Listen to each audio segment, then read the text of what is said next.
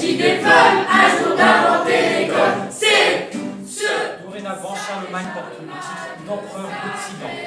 Le projet a été monté aussi parce qu'il faut que les enfants aient envie de faire du théâtre, parce que c'est pas simple non plus de se montrer face à un public.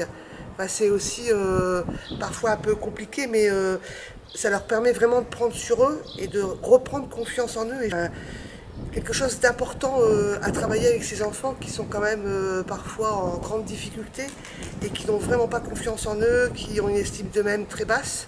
Et là, enfin, voilà, le fait de faire ce petit spectacle devant des gens qui connaissent et des gens qui ne connaissent pas, c'est et se faire applaudir, mais ils vont prendre un grand coup de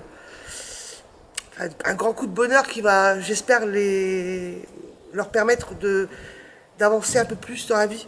Ce que je veux, moi, c'est avoir des comédiennes qui, une fois que le public est là, donnent l'énergie, balancent la voix et donnent à entendre leur texte. D'accord ? Des enfants qui, pour la plupart, n'ont pas fait de théâtre, ne sont pas du tout familiers avec le monde du théâtre, ne sont pas familiers avec les textes.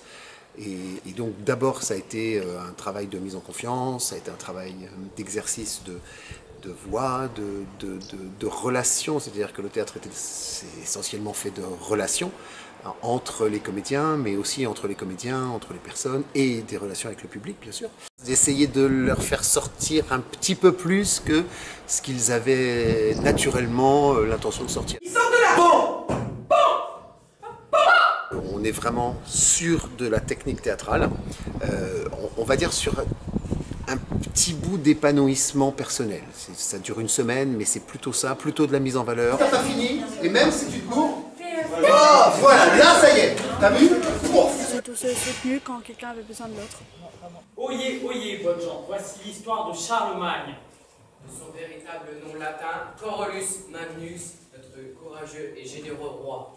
Puis de renforcer leur esprit d'équipe aussi, parce qu'un camp c'est déjà une équipe, et une troupe de théâtre, il y a aussi cet esprit d'équipe qui est quand même vachement présent, et on voulait aussi mettre ça en avant et les aider à vraiment se sentir acceptés au sein d'un groupe. Charles est le fils aîné de Pépin le Bref. Je savais bien qu'il y aurait un Pépin.